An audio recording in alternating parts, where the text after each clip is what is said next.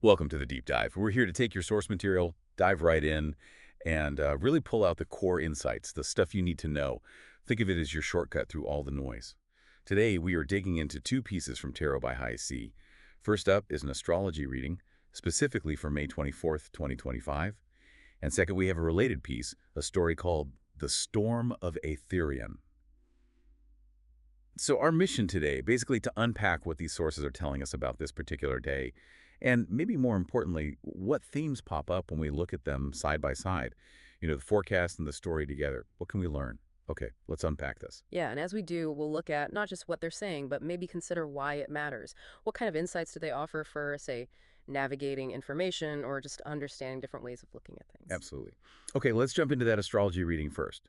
For May 24, 2025. It seems like it breaks the day down, different energies at different times. Right, it does. And right at the start of the day, the focus is pretty intense. It's on deep psychological work.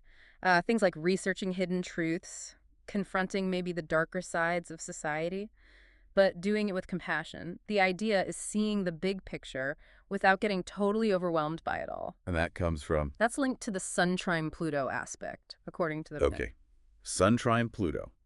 And the description sounds potent. It mentions a surge of clarity about what's really holding us back. Sounds like a time you might feel really empowered to speak your truth. Yeah, Maybe passionate about ideas. exactly. Passion for ideas, definitely. But it also flags that control issues or some really deep-seated feelings might come up. Ah. Yeah, there's that analogy they use. Oh, right, the storm one. Like a storm that comes through and rips up anything that isn't correctly rooted down. Oh, it sounds forceful. It does. Things can feel a little forceful today, it says, but then it adds the promise of blue skies waiting on the other side. So intensity, maybe some upheaval, but ultimately clearing things out for something better. That seems to be the idea. Deep truth can be disruptive, but it clears the path. Okay, got it. So, moving into the afternoon. Hmm. This sounds like where things shift quite a bit. The reading says, here's where it gets really interesting. Uh-huh. This is the Mercury conjunct Uranus part. Right. Sparking brilliant ideas, surprising insights, mental breakthroughs, a craving for novelty. Totally. It's like expect the unexpected, especially in communication, social stuff. Your thinking might just go off in a completely new direction. And this energy, it rewards originality. Big time. Originality is key here. You might even impulsively change your mind about something important and be right about it. Wow. Yeah, the reading mentions a special touch of mad genius in thought patterns. Mad genius, I like that. Uh. But there's a downside. Well, yeah. All that mental energy can create an abundance of nervous energy. It can feel a bit scattered, maybe anxious. Okay. So the caution is be careful about impulsive reactions just for shock value. And if a really great idea does hit you. Let me guess. Yeah. Don't just run with it immediately. Exactly. The advice is to test it under calmer skies. Give it a beat before you commit. Makes sense. So, deep truth in the morning, potentially chaotic genius in the afternoon. What about the evening? Sounds like that's where a bigger shift starts. That's right. The evening marks the start of something much longer term. This is when Saturn moves into Aries. And this isn't just for the day, right? This is a longer cycle. Oh yeah, much longer. It starts May 24, 2025, and runs through April 12, 2028. That's nearly 3 years.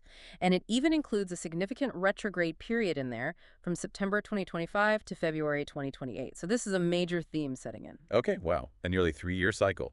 Saturn in Aries.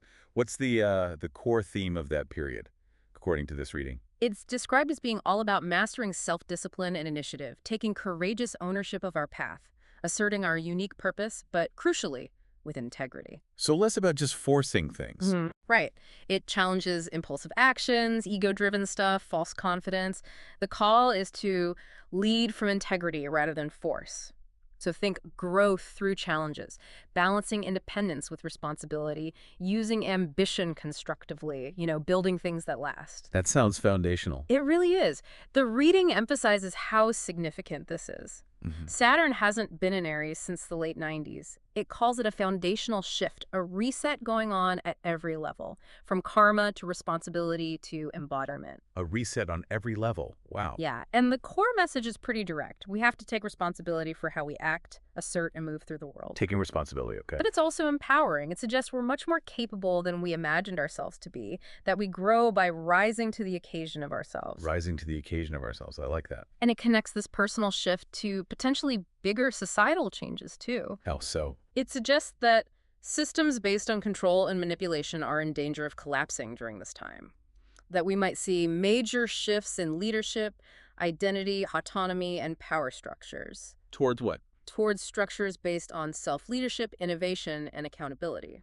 So a move away from top-down control towards something more internal and responsible. Okay, so May 24th is like the kickoff for this really significant multi-year transformation period.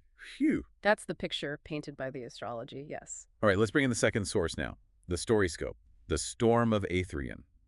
How does this fit in, maybe as a kind of narrative echo of these themes? That sounds like a really good way to look at it, yeah. A metaphorical take, perhaps. So the story starts in this place, Aetheryon. It's ruled by these old systems of control, the age of threads manipulated by the Shapers. People lack autonomy, ruled by fear. That sounds familiar, doesn't it? Like those systems based on control the astrology mentioned might be collapsing? Exactly. It sets up a world that feels ripe for the kind of disruption the astrology describes. Definitely sets the stage. And then, the story says, but then came the storm. And it doesn't just hit all at once. It starts as a whisper, a surge of clarity, a restless wind, bringing forgotten truths. That surge of clarity, that links right back to the Sun-trine-Pluto energy, doesn't it? Seeing what's hidden. It really does. And then we meet these characters, Vera the seer and the errants, the ones cast aside for their maddening ideas, their refusal to submit, their dangerous spark of originality. Ah, the errants. Yeah, like Kaelin with riddles, Sarah whose voice shatters lies, Dorn the fearless one. They seem to embody that Mercury-Uranus originality maybe, and the Saturn in Aries thing of standing up to the old ways. I think that's a great connection. They're the nonconformists, the ones pushing back with their unique spark. Their journey takes them through places like the Broken Spine and the Temple of Mirrors. And that temple, reality bent and reflected one's deepest truths and most carefully concealed lies. That feels very connected to the deep psychological work, the truth-seeking from the astrology. Absolutely. Facing the inner truths and illusions. And they find the Blade of Resolve there. A symbol of inner strength, maybe? Could be. The resolve needed to face the storm, face the truth. And what's fascinating is how the story shows the Shapers, the old guard, reacting. Right, they try to hold on to power? They try, using dark rites and sacrifice, but it doesn't work. Their power, because it's based on deceit, just rots. The story says thrones cracked, masks slipped. Wow, that's a powerful image.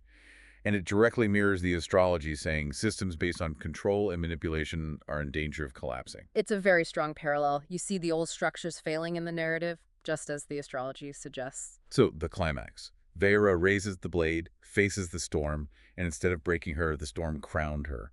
Illusions shatter, and the big reveal is that the people weren't weak, just waiting. The world wasn't doomed, just dormant. Yeah, a reawakening, and the resolution. Aetheryon systems collapse. But listen to how. Not in fire or war, but in the collective breath of those who finally remembered their names. That's beautiful. Collective breath. Isn't it? The storm becomes the reckoning, and it leads to a new age. And this new age is defined as one not of control, but of accountability. Not of thrones, but of shared stars. Accountability again. And shared stars. Not top-down thrones. That ties right back into Saturn and Aries, doesn't it? Self-leadership, new power structures based on integrity. The parallels are really striking. Accountability, self-leadership, shifting power. It's all there in the story's resolution. So, okay, stepping back. What does all this mean when we put the astrology reading and the story together? The connections seem pretty clear. They really do mesh, don't they? Both sources, in their own way, point to a time of significant challenge, yes, but also profound transformation. Right. Both show the breakdown of old systems. Systems based on control, manipulation, maybe illusion. And both highlight how crucial things like clarity, originality, and asserting your own truth or purpose become during that breakdown, but doing it with integrity. Yeah, the integrity piece seems really important in both. Definitely. And ultimately, they both seem to land on this fundamental shift towards accountability and self-ownership. Taking responsibility. So the storm, or the reckoning, It's maybe this forceful change, but it's clearing the way. If you meet it with courage and integrity, it leads somewhere new. Exactly. It's not just destruction for destruction's sake. It's presented as a necessary force leading towards a different way of being, a power based on responsibility, not just command. Okay, so we've looked at the energies for May 24th, 2025, seen how they might kick off this bigger multi-year shift according to the astrology, and we've seen how a story, this storm of Aetheryon, can act as a kind of narrative mirror for those deep transformative themes, challenging old ways, embracing clarity, the call for self-leadership. Yeah. So, as you, the listener, move forward, maybe reflect on these themes. Where do you see echoes of this in your own life or just out in the world? Where are the whispers of a storm bringing clarity? What old ways of doing things feel like they're ready to crumble? Where is that call for courageous ownership, for accountability showing up? And maybe we can leave you with that line from the Temple of Mirrors in the story, a kind of prophecy for this potential new age. We are not what we inherit, we are what we choose to become. We're not what we inherit. We are what we choose to become. Definitely something powerful to ponder. And just a reminder, all the material we unpacked today came from Tarot by High C. You can find more info at tarotbyhic.net or check out their Substack, the links with the original sources. Thanks so much for joining us for this deep dive. We hope it gave you some interesting things to think about. Keep exploring.